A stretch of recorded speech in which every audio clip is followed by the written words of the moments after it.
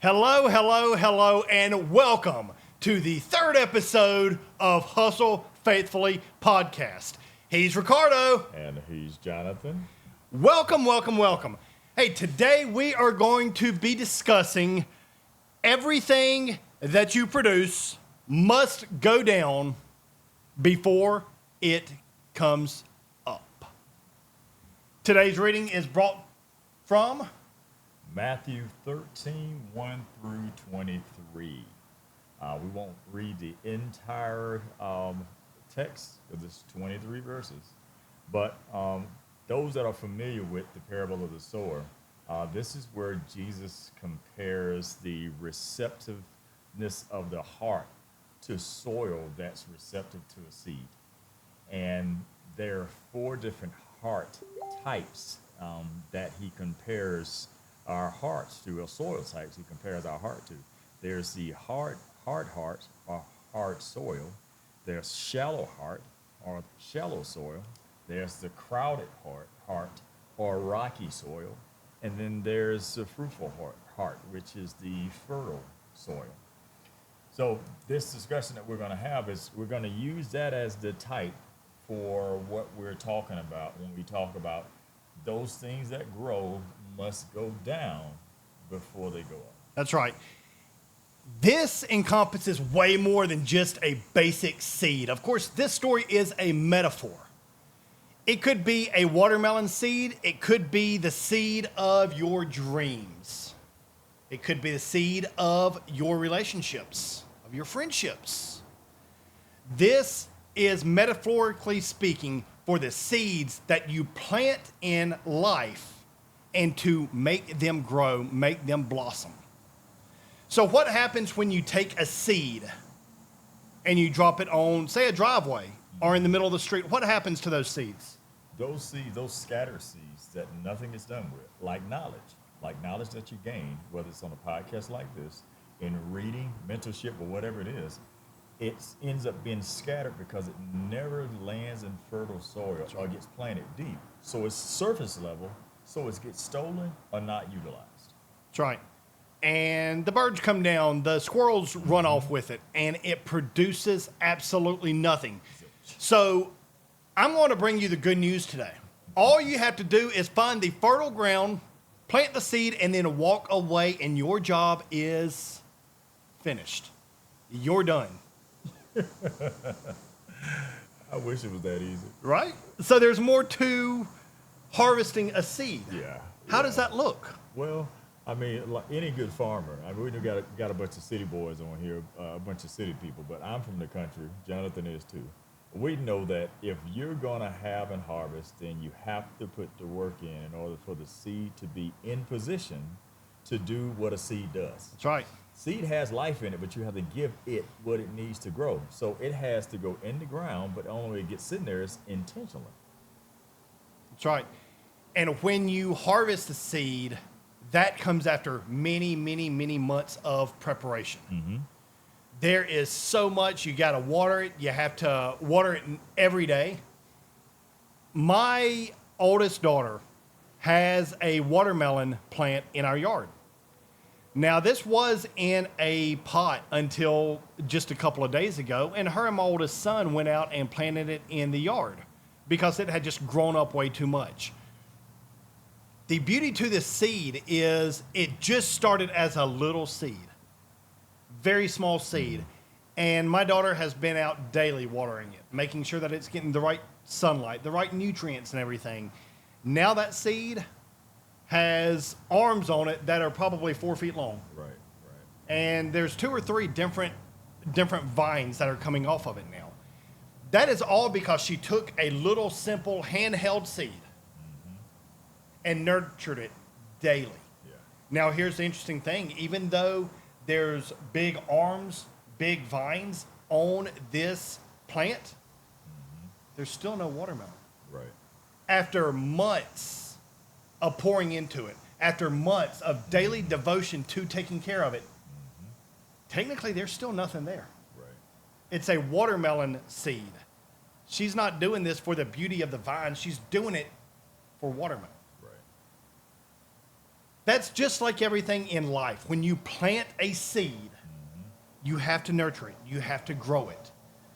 When the seed is your business, when the seed is a dream that God has birthed in your heart, you've got to plant those seeds. And oftentimes, that is the scariest point. Right. I know you've been in business for yourself. I'm in business for myself. You work your hardest when you make your least. That's the challenging part to it. My wife just started a business, and she is a superstar. Incredible work she's doing. I'm very proud of her. She is up till midnight, 1 o'clock every single day working this business. Right. And just full transparency, right now, with it being a brand new business, I think so far this month she's made like $200. Right. She's getting paid less than $1 an hour for everything she's putting in. But yet, she continues to pour in it. Yeah. She continues to nurture it. And she has a great thing that's going to take off as soon as school starts back, because it is school related, public school related. Right. You know, one of my businesses that is still in operation today, 20 years strong, when I first started, I made nothing. In fact, I spent more than I made. But I had to get it out there. I had to keep pushing. I had to keep going. And then that business blossomed into a multi-million-dollar business. Mm-hmm. But it took constant and never-ending improvement. Right. It took daily devotion to pushing it out there, to getting it into the hands of people. It took daily struggles to see to it that other people could benefit from what I was offering. Yeah. Yeah. Same thing with this podcast. We're pushing it out. Like we said at the beginning, this is episode number 3. Mm-hmm. We are pushing really hard.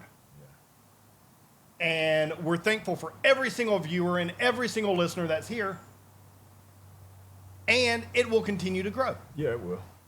That's just the way business is. You know, you had the overnight successes that people see as overnight successes. I have one of those. He's a dear friend in my life.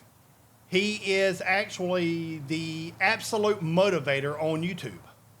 So those of you that are listening, those of you that are watching, you've probably heard of him. He's one of the 2 fastest growing YouTubers on the face of the planet right now. He is what many people will look at as an overnight success. Right. Yet, because I know James personally, because I hear some of his story that is not on absolute motivation, I realize that that's overnight, took 20 years to create. And that's the thing with planting that seed. It is human nature for us to plant a seed and say, I want the fruits of this plant right now. Right. I start this business on Monday. By Friday, I should be retiring if that's my heart's desire. Yet, that's not reality. Right. It's little steps here, little steps there. And never discount those little steps. Because, you know, the person that is not wanting to move until they can make the huge leap, the huge jump, oftentimes they're going to be standing still for so long. But somebody that understands the concept like yourself, like me, like our incredible listeners and viewers, what you understand, what you realize is this. A little step here and a little step here and a little step here gets you ascension on the ladder of success. And although that other person may jump up really quick, your slow, steady climb, you will catch up and oftentimes surpass them. Because it's all about the seed that you're planting and nurturing that seed on a daily basis. Right. Right. Now, all the things you just said are absolutely 100% correct. And I want to piggyback off of the things that you said about, you mentioned absolute motivation and about the idea of overnight success. Mm-hmm. Now, there are things that look like overnight success that aren't. And there are things that look like an overnight success and they are. The way that you tell the difference is stay in power. Right. Because one is shallow soil and the other one is deep soil. One is it has done the work to go deep before they come up. The other, because it was planted shallow, it grew, but it also had stunted growth. You know, it grew prematurely and it didn't grow as high as it could. And then at the first sign of trouble, the first sign of an intense rain, whether it's a literal rain for a real plant or proverbial rain when you talk about in your life, it washes it away. That's right. Or it wilts under the pressure. But someone like we were talking about, James Dixon and the absolute motivation. That journey took a very long time because you had to go deep. That's right. Before you could go high. But now look at the height of that seed that was planted. This is exactly what we're doing now, but also what we're talking to the listeners about doing. Not just getting the seed, but being intentional about tilling the soil and then making sure you're in the right soil. Because you could be in the wrong soil. You know, you could be in soil that's not aerated. It doesn't have the oxygen. It doesn't have the nutrients. Like getting in the wrong room. Mm-hmm. Yeah, I'm in a room. I'm with information, but is it the right information? That's right. So you can sow seed in the wrong place, and then you cuss the seed out, but the seed isn't the problem. The seed has in it what it's always going to have in it. All it knows how to do is grow. Your job is to put it in the right ground. That's right. And you mentioned 4 different types of ground, 4 different types of seed. Can you repeat what those are from the Bible text that we had? Yeah. We have the hard earth, which was one, and that's the hard soil. I'm sorry.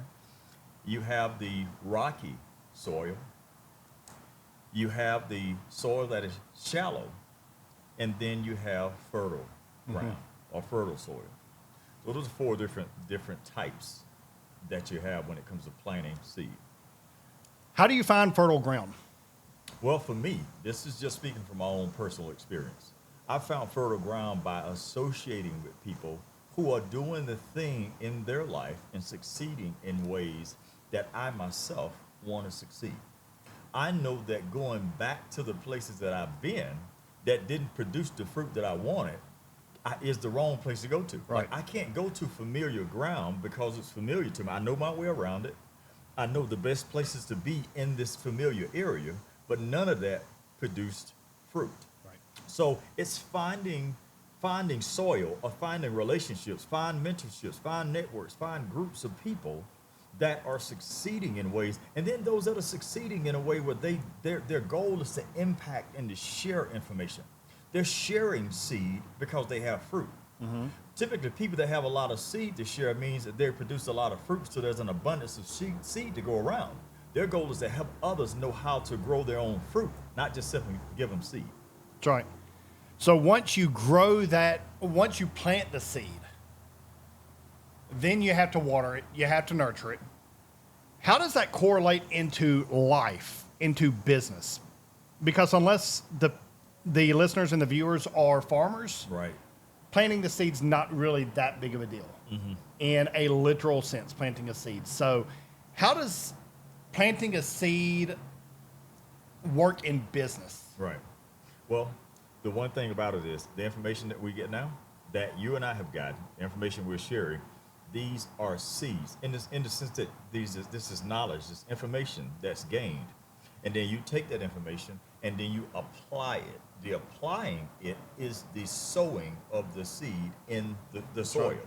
Now, the soil that we're talking about, obviously there's a literal soil, then we talk about proverbial soil. But our life in and of itself, God created us to be fruitful. And so we are fruitful by nature. Now, we can produce good fruit or bad fruit, but we're going to produce fruit one way or the other. Right. So taking the things that we've learned and then taking those things and applying them in the ways that you've been told to apply them. Let's say a apple grower gives you apple seed and he tells you how to grow them. Well, you have knowledge of how to grow squash. So you take it and you don't listen to this person. They've told you how to make this work. Well, I've grown squash before. I know what I'm doing. Right. You take the seed and you do what you want to do with it, and then you come back and you cuss the apple grower. and say, well, you gave me the seed. The seed is no good. You told me what to do. Well, did you do what I said? No, you did what you wanted to do. That's right. So it's taking the information and being intentional about doing the thing that you're supposed to do with what you've been given by listening to someone who succeeded at doing it. It's the mirror match concept. Like you said, you find the mentors, you find people that can pour into your life. Mm-hmm. And here's where this situation somewhat gets sticky is, let's say that you're learning to dance as an example. Yeah. And when you dance, you out of habit lean forward pretty dramatically. Mm-hmm. And the dance instructor tells you, no, you must lean back. So you lean back just a little bit. And already you feel off balance because you're used to being down here. You're used to leaning forward. And they're telling you to lean back, so you lean back a little bit. Right. And then they walk in and they help you straighten up and they say, no, you lean back like this. Now you really feel like you're about to fall over. Mm-hmm. You feel like with every move you're going to trip over your own 2 feet because you are off center. You're off balance of what you are accustomed to. Mm-hmm. From leaning forward, now you're standing straight up or leaning back, whatever the situation may be. Right. Yet to do that dance properly, you listen to the person that you hired. You listen to the coach to get you to where you need to be in that dance rotation. It's just like in life. Mm-hmm. I have a lot of mentors that pour into me. Right. And these people are everybody from very well-known public speakers to influencers online. They pour into me, and some of the stuff that they tell me just makes no sense to me. Right. Yet, that's when you get to the point of, am I going to pretend like I know what I'm talking about when they had the experience? They are tried, they are true, they are tested, they are proven. Right. My stuff, not so much. So am I going to listen to what the experts are telling me? Or am I going to go off of my own ideas, my own thoughts? Right. That's when you realize, are you being planted in fertile ground? Are you being planted on rocky or stony ground? Mm-hmm. You know, the Bible talks about build your house on a firm foundation. Mm-hmm.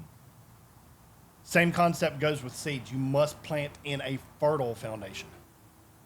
You must know who is pouring into you. You must know what they're pouring into you. And you must be very, very intentional about exactly how they are leading you and guiding you and directing you. That's one of the reasons why on this podcast we utilize the Bible. Right. Because we could come here and we could tell you stories from the Bible and never reference the Bible. Yet, we are giving you scripture to back up what we are talking about. Right. If you want to dispute it with us, that's fine. Go to the Bible. Use what the Bible tells us how to incorporate and how to properly navigate the storms of life and the storms of planting your seeds. Again, whether they're literal seeds, whether it's a watermelon seed, or whether it's the seeds of your dreams, whether it's the seeds of your relationships. You got to be very intentional about where you plant your seeds. Yeah, and you have to have a willingness to listen. Pride, the Bible talks about pride a lot because it says pride comes before the fall. Oh, when you think you know everything, knowing everything means you've limited yourself from learning anything. You know, because if you're at a place where you feel like you know it all, who can tell you anything? That's right. And people that are already doing it and succeeding at it can look at you and tell whether you know it or not. So if you're telling them, yeah, I got it, I know, and they're looking at you and your life looks different, they are less inclined to want to help you. Mm-hmm. Because you're a hard-hearted person. This is kind of what the parable is talking about. Someone who's hard-hearted isn't receptive to the word of God. Someone who's hard-hearted or a soil that's hard isn't receptive to good seed. Seed isn't the problem. Your hard heart, your ground is. The thing that I love is, you know, I love watching babies. And say, well, what in the heck do you love watching babies for? Well, it's because babies are, they seem helpless. They start out a certain way, but there's this determination in them to do things and to learn things. And all they're not thinking about, well, I already know, I don't want to know that, I don't want to do that. They're curious about everything. They're trying to do all these different things, and they're going to trust the people that are around them. And the one thing about a baby is when a baby is crawling, just because that's all the baby's known to do doesn't mean the baby doesn't want to walk. That's right. It's the first chance the baby gets to walk, the baby tries to stand up and tries to walk. Maybe a little scared, but the baby tries anyway. And then can fall flat on his face and he'll try to get right back up to walk again. And then when you take their arms and hold them and walk with them and show them how to walk, they move their little legs and they're wobbling, That's but right. they'll get it. All of us are walking today because we were once babies that fell that kept getting back up. We have to do that same thing in these situations in our life where things don't look good, where we planted a seed and we don't see anything. So are you willing to keep tilling? Are you willing to keep nurturing? Are you willing to keep tending to the soil? Are you willing to keep watering even though you don't see fruit yet? Well, keep doing it because the baby kept getting up. That's why me and you are able to walk now, because we were babes that got up and kept walking. Right. And now it's second nature. So success can be second nature too if you just get back up. You don't lay down because you've struggled or lay down because you haven't succeeded yet. Keep getting up. Where do you feel that gets lost at as you grow? People start businesses. What's the numbers? 95% of businesses fail within the first 5 years, and of that, 95% fail before 10 years, something along those lines, which means that very few businesses truly succeed. Right. Where does it get lost at in the sense of growing up as a baby? You are determined you're going to walk. You don't know that you don't know how to walk. Right. You just see all these giant humans around you walking around and you're crawling. And you are determined to take those steps and you don't quit. It's not like you get up as a baby, as an infant, and you fall down and you say, well, I gave it a try. Right. I tried. Clearly this walking thing, it's just not for me. Not for me, right. So how do you continue on that process? How do you continue on? And where do so many people lose that ability as they get older? They start a business, they fall, and they say, you know what, I'm done. That's it. Where does that get lost at? Sight. Because we've seen so much, we've experienced so much, the things we see and our experiences begin to shape the things that we believe. You know, babies don't know what they don't know. We have this life experience, and we tend to allow our life experience to speak louder or speak greater than the grace of God or the things that God himself has said about us or to us. And what happens so many times is we will have something that will happen and we will be so historical in our references. Well, we'll remember the last time we failed, and this looks like the last failure. So in my mind, now I'm so smart. I'm an adult now. I'm not going to make the same mistake I made before. I messed up last time. I failed then. This looks like that, so I'm going to quit ahead of time. So we'll have this idea in our head that one failure means the next thing that looks like it is also a failure. Well, we talked once before about, I think the last episode, we talked about disruption and intention. If I've done something with intention, the disruption doesn't mean I'm on the wrong path. The disruption is happening because the law of polarity said it's going to happen. Right. If there's an up, there's a down. There's a good, there's an evil. If there's intention, there's disruption. So we can get to a point where we lose sight of the intention because we're so focused on the disruption, and we can be so focused on it that the disruption becomes a distraction, and we stop doing the very thing that we need to do in order to succeed in the area that we say we want to succeed. And a baby doesn't do that. A baby doesn't think about any of that. So like a seed in the ground, a seed is going to grow, and it's just going to, I don't care what's beside it. You plant two seeds side by side. One can be an orange tree, one can be an apple tree. The orange seed isn't looking at the apple seed. The apple seed isn't looking at the orange seed. It's going to do what's in it. To grow and produce apples is what's in it to do. So it's just going to do it without concern about what's happening around it. God created us in that same way. That's why there's so many references in the Bible about seed, about soil, about fruit, and all these things. These are types for how God created us. God is a creator. He created us to create things. So he gave us the ability to be fruitful. And so he wants us to simply do what's in us to do. The problem is most of us don't know what the heck is in us. So we don't know what to do. We do what we've always done and never take the time to learn what we need to be doing. How much of that would you think is based on comfort zone? A whole lot of it. Because it's easier to do the thing you're comfortable doing than to lean into the discomfort. Mm-hmm. It's like having when you want to finish a table, like a wooden table. It has all these knots and bumps and all that stuff on it.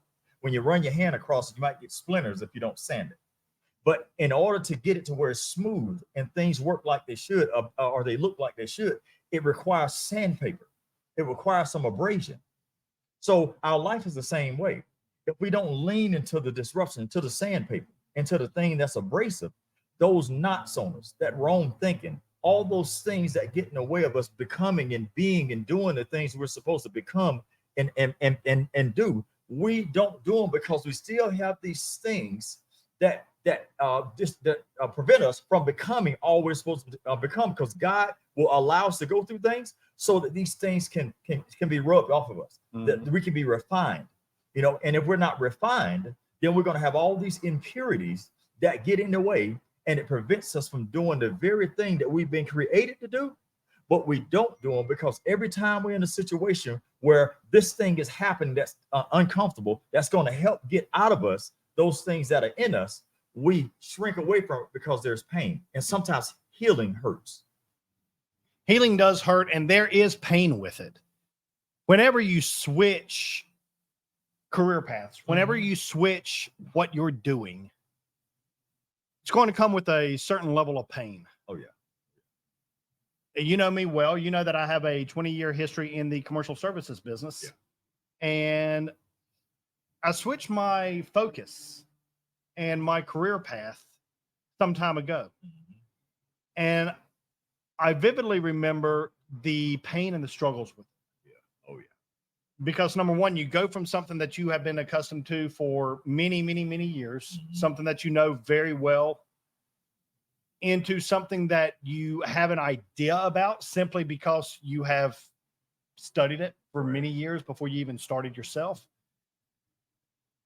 And you go into it with a brand new identity, and shifting your identity, having an identity crisis, is one of the hardest things that you go through.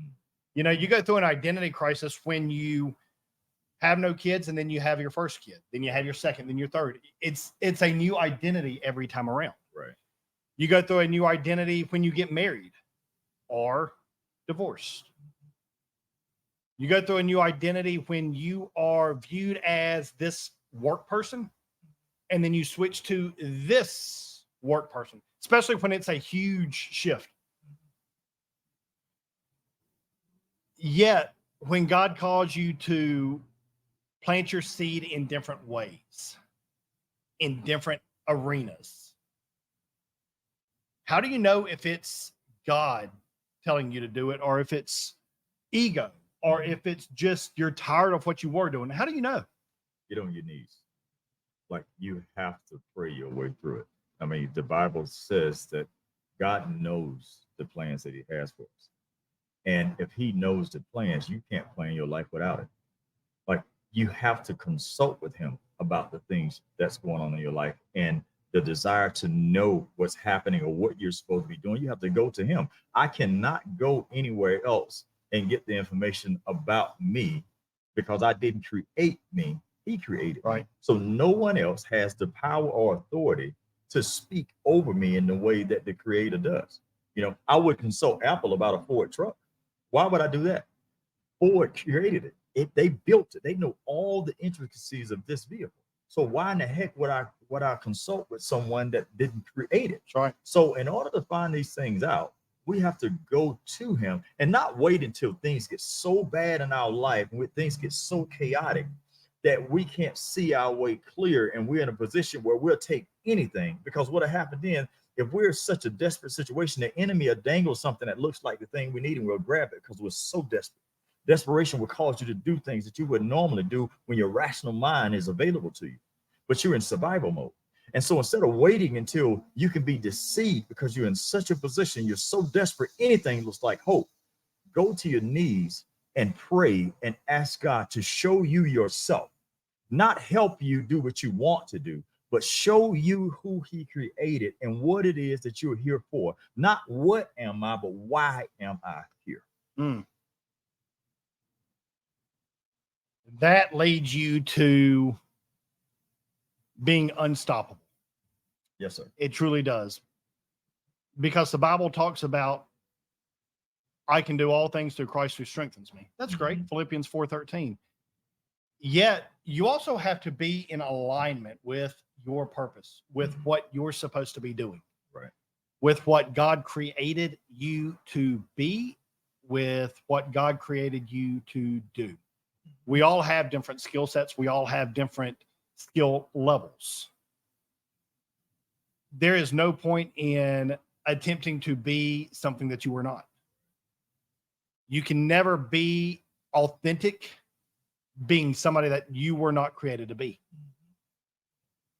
So when you go out and you understand what you are purposed here for, when you understand the reason that God stitched you together in your mother's womb and what purpose you have here, you become unstoppable.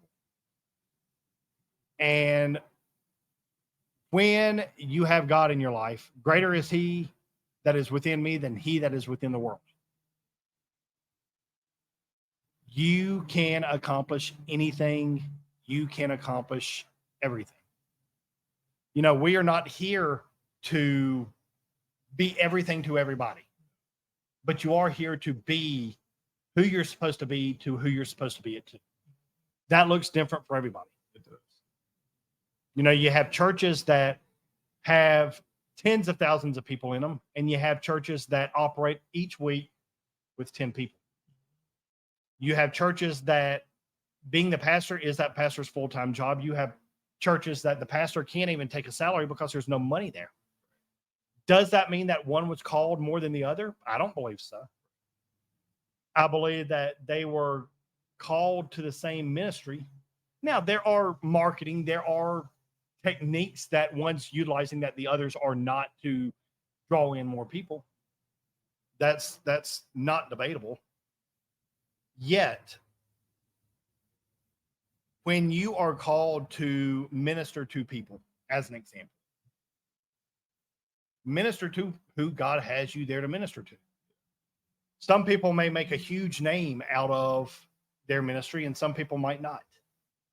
Some people might have a business that goes on to generate millions or tens of millions or billions of dollars, and some do not. Yet when you know your worth, when you know your value, when you know what you bring to the table, and you're in alignment with what God ordained you to do, it will grow. It will be exactly what it's meant to be. Now, again, there are techniques, there is marketing, there is all that. You can have the best sermons, you can have the best podcast, you can have the best everything, but yet if nobody knows about it, it's not going to go anywhere. So you also got to know how to get what you're doing out to people. And there are times where people come along beside of you and they see you and they believe in you and they have your missing piece. You know, you come in and you're putting together a business, and all of a sudden somebody comes into your life that has done business on a much larger scale than what you have ever even imagined, and they pour into you. There are people that have church ministries that they are poured into by higher level pastors, if that's even the proper way to say it. They're poured into by pastors that have a more sustained ministry than what others do.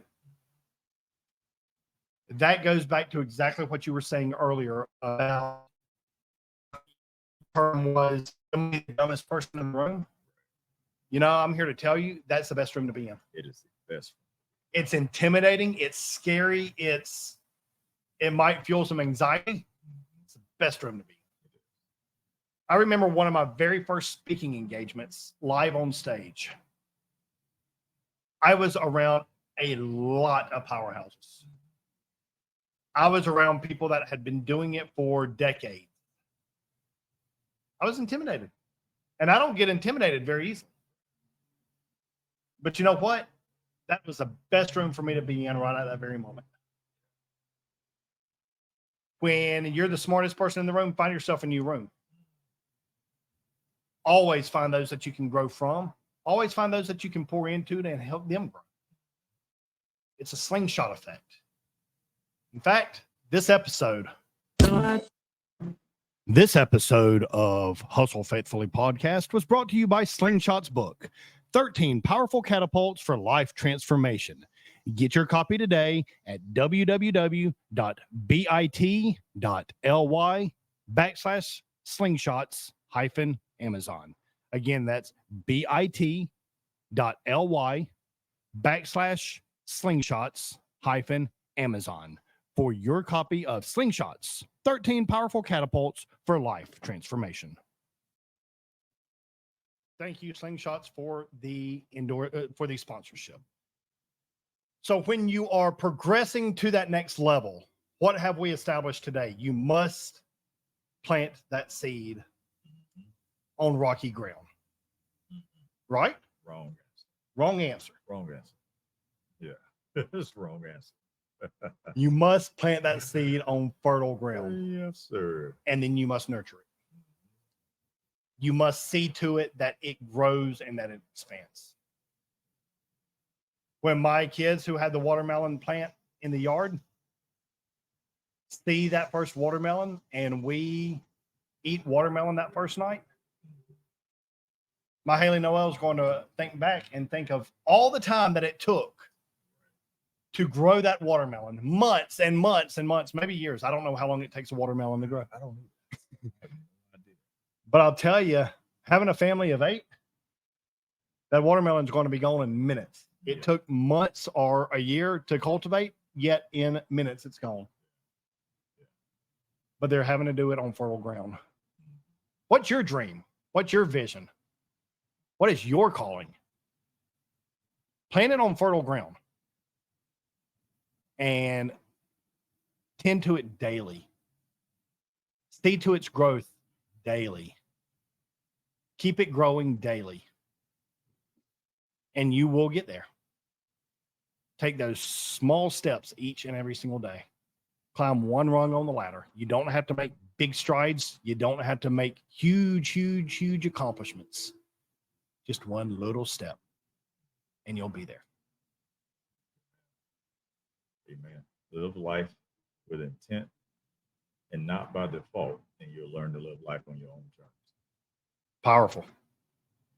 Guys, remain blessed and remain unstoppable.